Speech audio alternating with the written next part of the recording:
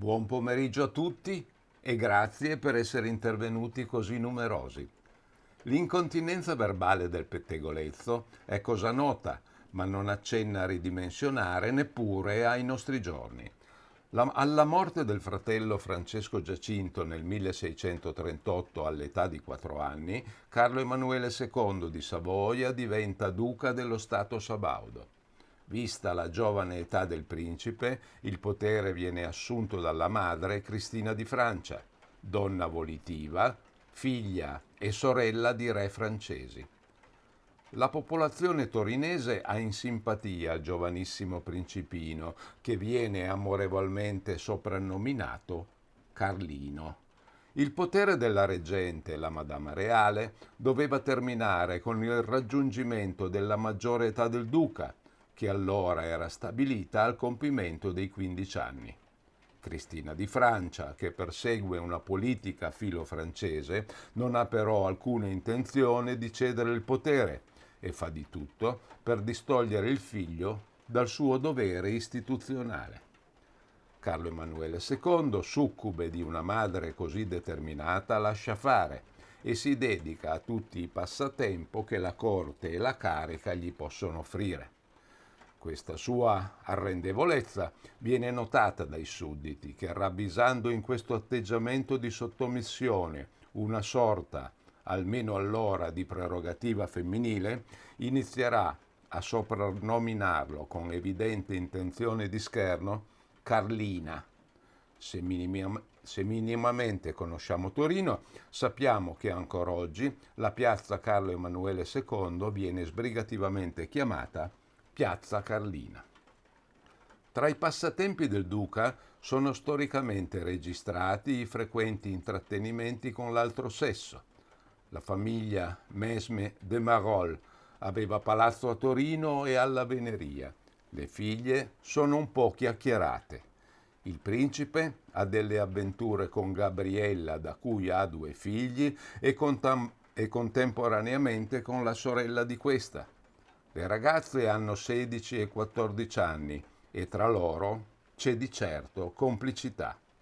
Della terza sorella nel merito non si sa nulla, ma ce n'è una quarta, che è in convento, e possiamo pensare preghi per le altre 3. Per meglio inquadrare la situazione, sappiamo che nel 1663 il duca sposa Francesca d'Orléans, di soli 13 anni, che però muore l'anno successivo di tisi, isolata nel bastion verde dei Giardini Reali, in compagnia delle sue bambole. Sempre nel 1663 muore anche la madre del duca, il quale finalmente prende pieno possesso della carica che gli spetta. Nel 1665, alla ricerca di un erede legittimo, avviene il matrimonio con Maria Giovanna di Savoia-Nemours. Tra le varie amanti, un debole particolare il duca lo dimostra nei confronti della marchesa di Cavour, al punto di avere atteggiamenti in pubblico che potremmo definire disdicevoli. Esisteva al tempo una moralità pubblica e una moralità privata. I nobili potevano intrattenere relazioni con chi volevano, ma era altresì importante che la correttezza formale venisse rispettata. Ebbene, il duca di tutto ciò risultava poco rispettoso, al punto che i rapporti intrattenuti con la duchessa di Cavour divennero di dominio anche popolare. Alla giovane ventenne sposa, Maria Giovanna, che nel frattempo aveva dato un degno erede a Carlo Emanuele II, la situazione creava notevole fastidio e nervosismo. Si diceva prima quanto la storia con la marchesa di Cavour, da cui il duca ebbe altri 3 figli, fosse divenuta argomento di pettegolezzo in tutte le classi sociali. La popolarità era tale che venne addirittura creata appositamente una canzone, fiorita in quei giorni, dal titolo, ovvio, La Marchesa di Cavour. Tale canzone venne riscoperta da Costantino Nigra e ripubblicata oltre 200 anni dopo i fatti nel 1888 sotto il titolo canti popolari del Piemonte. Da questa canzone, di cui non conosciamo la musica, Guido Gozzano nel 1918 ne trasse una novella riportante lo stesso titolo. Ma viviamo quei concitati momenti direttamente analizzando i versi della canzone.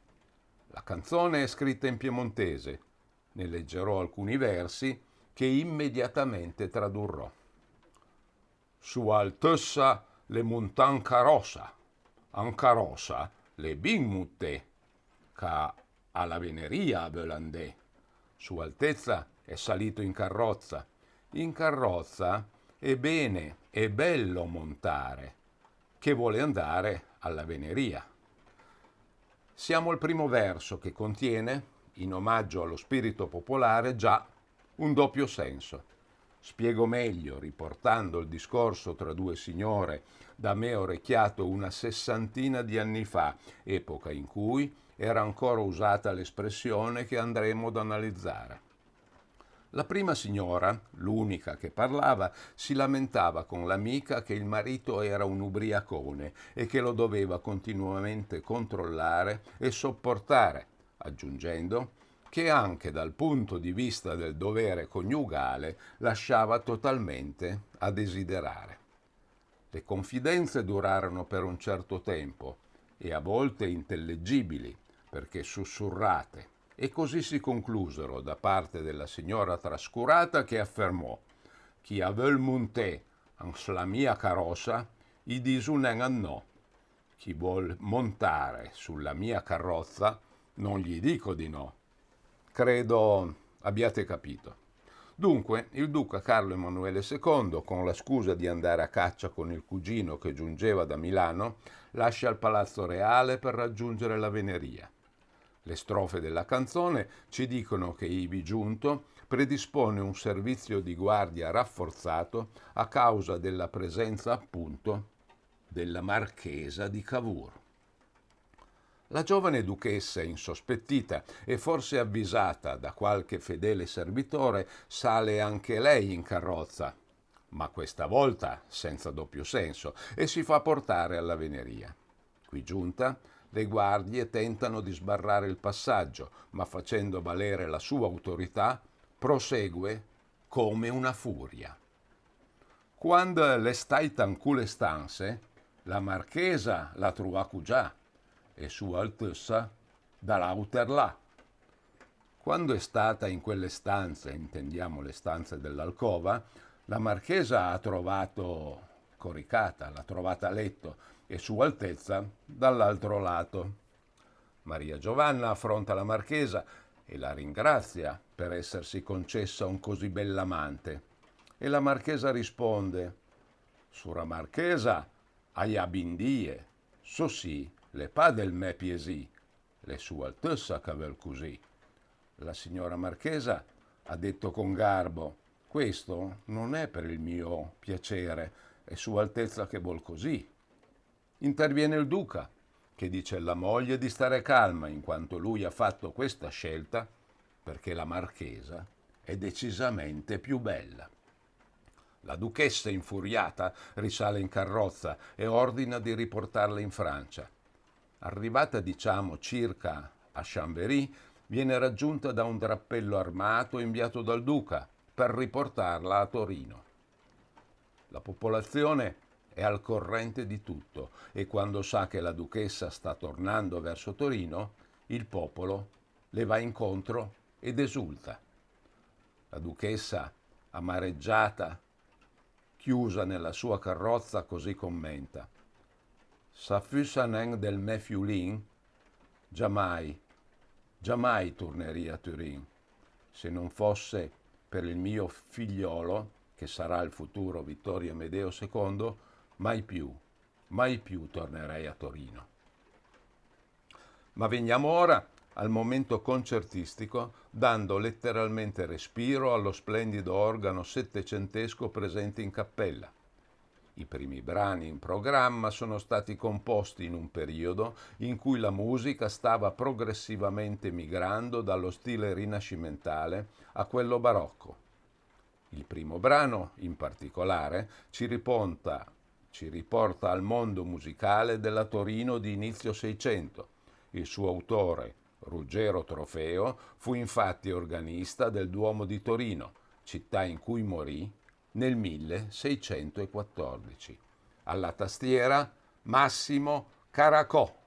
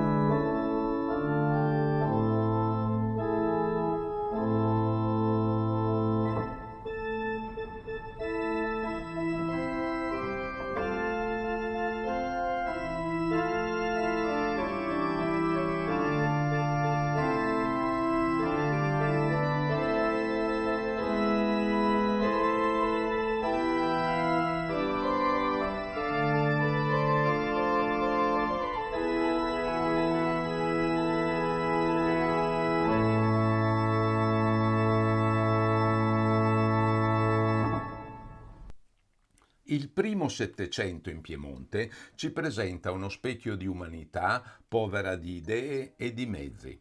Una lunga crisi ha messo in ginocchio il paese. Il doloroso assedio di Torino presenta ancora i suoi acerbi frutti.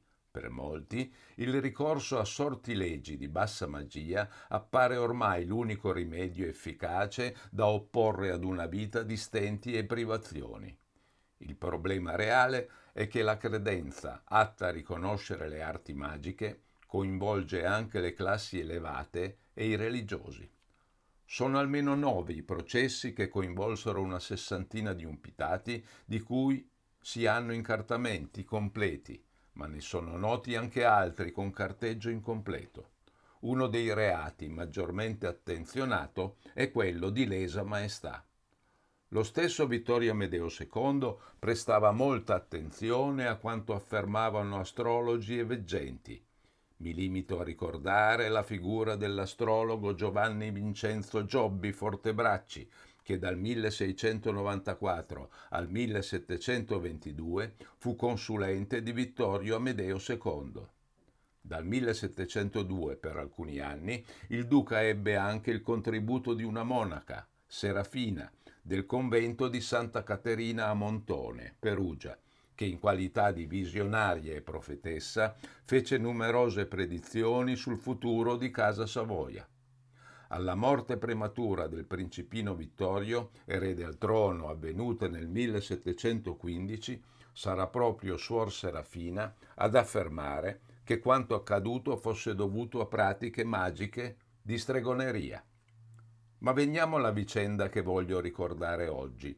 Siamo nel 1709. Giovanni Antonio Boccalaro, nativo di Caselle, ma residente a Salussola in provincia di Biella, di professione sarto, è da circa 2 anni in carcere per concorso in omicidio.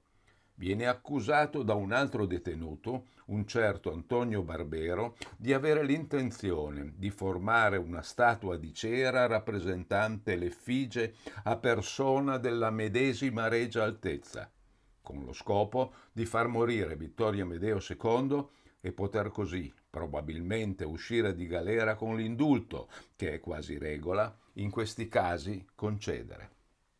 Le autorità, ricevuta detta notizia, si misero in notevole allarme. Il presidente del Senato si recò personalmente nelle carceri per interrogare l'informatore. Questi, con lunga deposizione, accusa di sortilegio il Boccalaro, aggiungendo poi che la cera, già procurata da altro detenuto, era finita nei servizi igienici, in quanto il Boccalaro si sentiva osservato e temeva di essere scoperto. Buttata la cera, il Boccalaro confidò, secondo quanto riportato nel verbale, di aver ora l'intenzione di fare una medesima effigie del sovrano, però questa volta in tela. L'imputato era sarto e non poteva certo mancargli la materia prima, in quanto svolgeva abitualmente piccoli lavori. L'accusato affermava che l'effigie, anche se di stoffa, avrebbe procurato analoghi risultati. Il Barbero, da parte delle autorità, ricevette l'incarico di vigilare e di informare con sollecitudine su ogni fatto che dovesse risultare sospetto o irregolare. L'informatore seguì quindi i movimenti della sua vittima, che, ultimato il feticcio, era in procinto di mettere in atto il maleficio. Il Boccalaro chiese al Barbero di procurare dell'acqua benedetta per procedere al battesimo della statuina. Facendo credere di aver procurato dell'acqua benedetta, che però in realtà era acqua normale, durante la cerimonia del battesimo, volutamente, l'informatore, così disse, fece cadere l'acqua a terra, interrompendo così il rito e suscitando l'ira dell'officiante. In attesa di terminare il rituale in altra occasione, il Boccalaro nascose la statua tra i travetti di una galleria delle carceri. Le autorità inquirenti, appena avvertite, ordinarono una perquisizione e, ritrovato il corpo del reato, fu possibile dare inizio all'istruttoria per il processo. Si ascoltarono i testimoni e ovviamente l'imputato, messo immediatamente a stretta sorveglianza. che fu molto stupito dell'accusa, negando ogni addebito. Asseriva che la storia fosse stata messa in piedi ad arte da delinquenti abituali, con lo scopo di mettersi in buona luce nei confronti delle autorità per ottenerne benefici.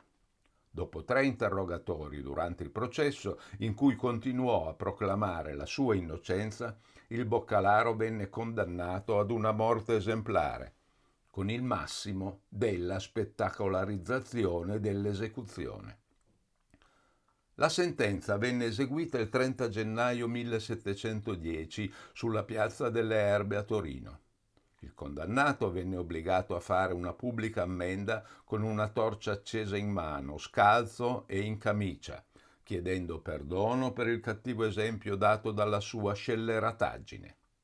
A seguire, l'applicazione delle tenaglie infuocate nei soliti posti, poi impiccato per la gola sinché l'anima sia separata dal corpo. Una volta cadavere, il corpo suo andrà messo in quarti mediante il tiro di 4 cavalli. Le 4 parti del cadavere vennero poste alle 4 porte della città e la testa su una colonna da ergersi all'infame sua memoria e dei suoi figli. Il resto del cadavere venne dato alle fiamme e le ceneri sparse al vento. Una sentenza dunque esemplare, sproporzionata in considerazione della giovane età dell'accusato, 23 anni, e dalla scarsità delle prove accusatorie. Sempre dagli atti criminali a commento della sentenza da parte dei giudici, apprendiamo che gli stessi hanno ritenuto non essere sufficiente, in base alla enormità del delitto, la semplice pena della forca e ricordano di aver applicato codesta severità come in occasione della condanna di un simile delinquente nel 1648. Dalla ricerca d'archivio risulta che una pena simile fu comminata ad un prete, Giuseppe Gandolfo, e dai suoi complici. Le circostanze che portarono alla condanna sono però diverse, ma accomunate dalla stessa ferocia dell'esemplare condanna. Ripercorriamo brevemente la vicenda. Giovanni Gandolfo era appassionato studioso della Clavicola Salomonis, un libro magico per iniziati che tratta di evocazioni infernali. Il soggetto è descritto dagli storici come un entusiastico e visionario che faceva pubblicamente professione d'astronomia ed astrologia e segretamente di fattucchieria. Nel 1647 pubblicò un libro, Accademia Planetaria, in cui erano raccolte delle previsioni astrologiche che risultarono inquietanti per Casa Savoia. Queste previsioni destarono la vigilanza del governo e, scoperto che l'autore era un monaco della Consolata, venne arrestato e rinchiuso nelle carceri di Torino. Ben consapevole di ciò che lo attendeva, tentò il suicidio, ma fu salvato in extremis. Durante l'interrogatorio, padre Gandolfo confessò le sue colpe e fece anche il nome di alcuni complici. Anche qui si parla di una immagine di cera che andava trapassata dalla spina di un certo pesce. I complici, il senatore Bernardino Sillano e il suo aiutante di camera Giovanni Antonio Gioia, furono accusati di aver ordito insieme al Gandolfo una congiura diabolica per far morire Madama Reale. L'esecuzione della pena, probabilmente a causa della visibilità pubblica degli accusati che rischiava di sminuire lo stesso prestigio dei regnanti, avvenne in modo meno spettacolare. Il senatore Sillano venne avvelenato in carcere. Il Gioia e il monaco, entrambi condannati alla pubblica emenda, all'applicazione delle tenaglie infuocate, all'impiccagione e allo squartamento, come definito allora, a coda di cavallo, vennero il primo strozzato segretamente in carcere e il secondo similmente giustiziato sempre in carcere. Proseguiamo ora con l'ascolto della seconda tornata dei brani musicali proposti da Massimo Caracò. Domenico Zipoli è uno degli eredi della scuola romana rappresentata tra gli altri da Palestrina e Frescobaldi. I brani proposti sono, in un certo senso, il paradigma della produzione organistica di Zipoli. La toccata è improntata alla fantasia, all'improvvisazione, al virtuosismo. I tre brani successivi esemplificano la produzione organistica destinata ad essere eseguita durante la liturgia della messa. La canzona, infine, è costruita secondo i canoni della polifonia imitativa tipica del barocco europeo.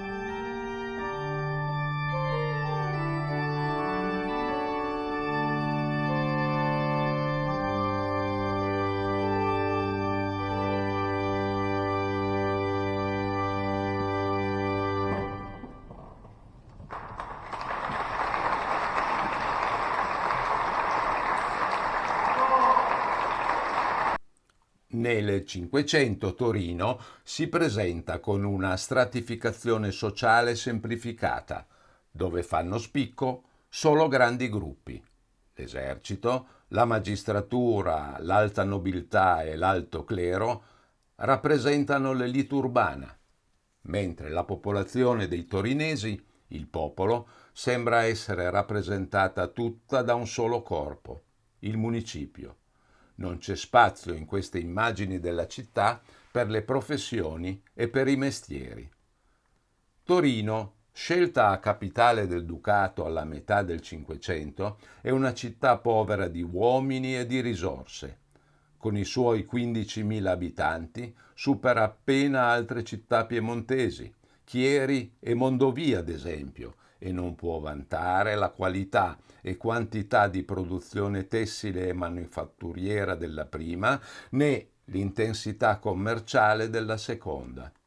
Torino è una città attraversata da un flusso continuo di uomini e donne che provengono da tutto il Piemonte, che fanno i mestieri più diversi, che abitano dappertutto e in nessun luogo. A Torino, ma più in generale nell'intera regione piemontese, le corporazioni di mestiere hanno una vita e seguono una cronologia differente dagli altri stati italiani. La loro importanza nel corso di tutto il Medioevo sembra essere stata infatti, a parte poche eccezioni, molto ridotte.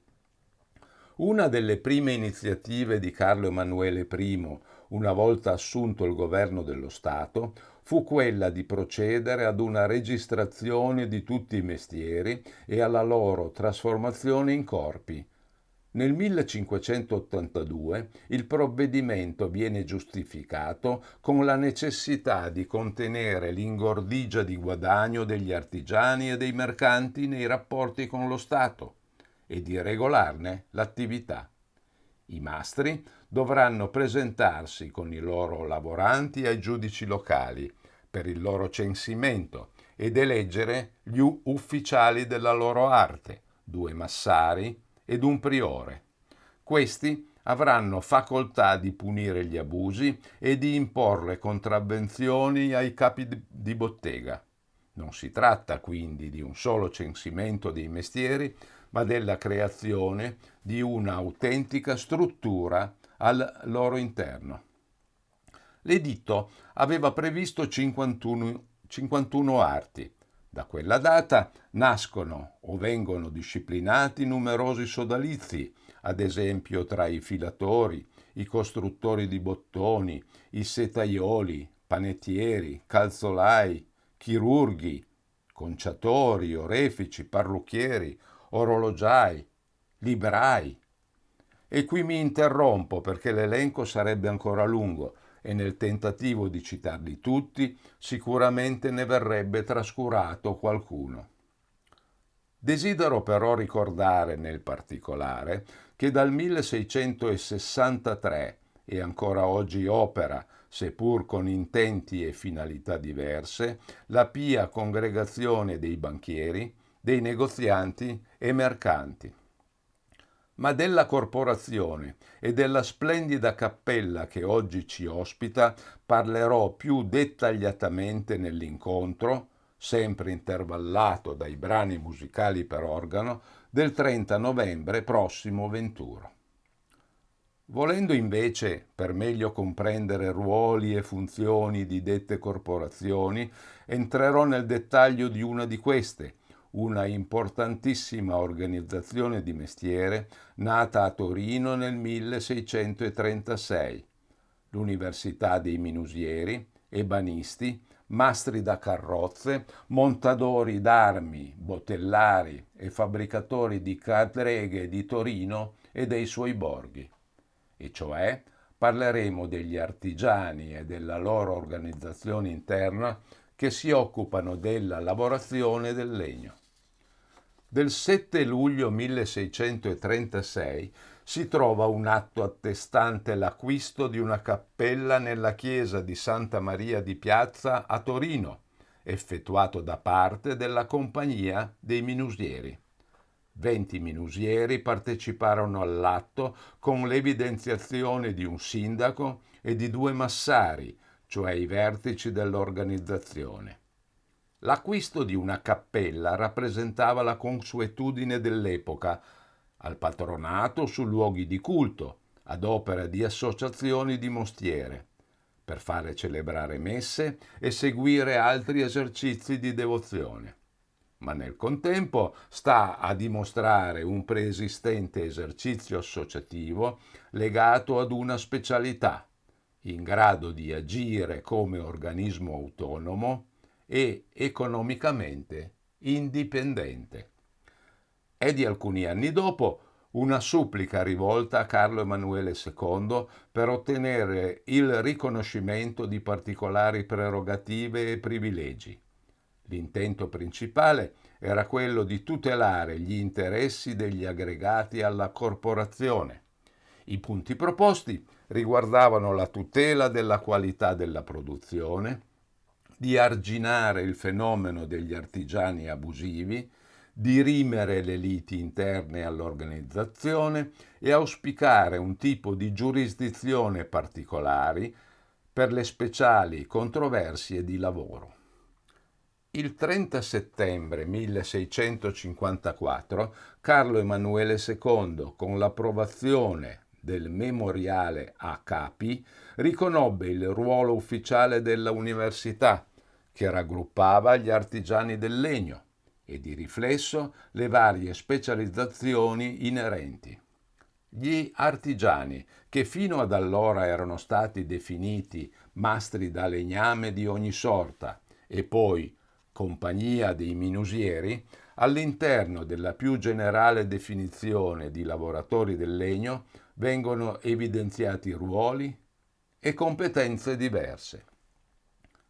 I minusieri propriamente detti lavorano nel minuto, nel piccolo, nel fino, cioè da una serie di piccoli pezzi appositamente preparati, dopo opportuno assemblaggio generano il manufatto finale. A questi si contrappongono i mastri di grosseria, cioè i carpentieri. Alle categorie dei lavoratori del legno si aggiungono gli intagliatori, i mastri da carrozze, i montatori d'arme e successivamente vengono menzionati gli ebanisti, una particolare categoria di artigiani minusieri esperti nell'applicazione di particolari tecniche decorative nella lavorazione del legno, quali la lastronatura, la marchettatura, l'intarsio. Vengono anche riconosciuti con la dicitura fabbricatori di cadreghe gli artigiani specializzati nella costruzione delle sedie, manufatti di particolare caratteristica perché ad una certa leggerezza per favorirne gli spostamenti deve altresì corrispondere una robustezza in grado di sopportare le sollecitazioni durante l'uso e, non ultimo, disporre di una apprezzabile comodità. Le cronache ci riferiscono che una particolare situazione di conflitto si venne a creare tra i minusieri e i cosiddetti bottalari, cioè i fabbricanti di botti, i quali vollero sempre essere considerati alla stessa stregua dei minusieri. La controversia riguardava comunque il fatto che i bottalari, oltre a costruire le botti, tendevano anche ad eseguire mobili, suscitando così la resistenza dei minusieri. Compito dell'università è in prima istanza perseguire la qualità dei lavori svolti con il rispetto di regole precise e rigorose. Tra queste viene più volte ribadita la necessità dell'esecuzione di un capodopera. Prima di essere autorizzati ad esercitare la professione ed aprire bottega, bisognava dimostrare l'abilità personale. L'esecuzione del capodopera doveva essere eseguita con l'estrazione a sorte del disegno tra 8 predisposti. Tale disegno era in piccolo perché il postulante per primo esperimento lo eseguisse in scala 1 a 1 alla presenza del mastro esaminatore. L'esecuzione del manufatto poteva protrarsi anche per un tempo piuttosto lungo. L'aspirante riceveva paga alcuna e doveva rimborsare i materiali utilizzati che risultavano contrassegnati perché non fossero sostituiti. Il capodopera veniva poi esaminato dal Consiglio dell'Università, che esprimeva il giudizio in base al quale veniva o meno concessa l'autorizzazione ad aprire bottega. Non si poteva essere ammessi all'esame se prima non si avesse lavorato in qualità di apprendista per 5 anni e in qualità di lavorante per almeno altri 4 anni. Questo rigoroso controllo andrà avanti pur con un graduale allargamento delle maglie fino alla eliminazione del capodopera del 1797 e forte rallentamento dell'attività corporativistica, ma non paralisi, dopo la soppressione governativa francese del 26 piovoso anno decimo, cioè il 15 febbraio 1802. Terminata la dominazione francese, con un manifesto del 10 agosto 1814 vennero ripristinate le antiche corporazioni, con indicazione del ripristino anche dei capidopera. Sono gli ultimi tentativi di difesa del corporativismo contro il liberismo che premeva sui domini sabaudi. Il 14 agosto 1844 Carlo Alberto decretò la soppressione delle corporazioni, che trovarono in parte la possibilità di sopravvivere trasformandosi in società di mutuo soccorso.